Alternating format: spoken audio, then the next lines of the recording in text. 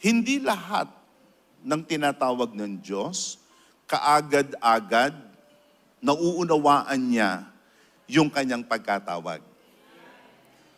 Marahil, minsan, inaayawan niya yon.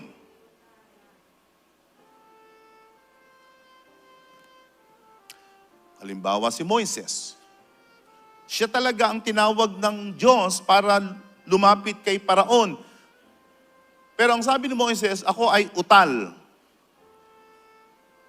Mas magaling itong kapatid ko, si Aaron.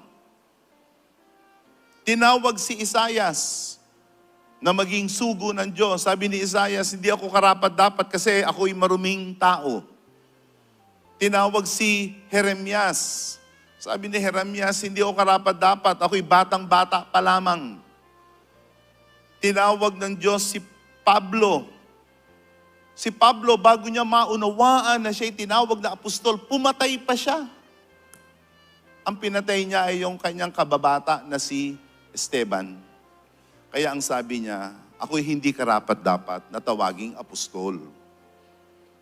Subalit, yung pinaging dapat ng Diyos, yun ang itatayo ng Diyos.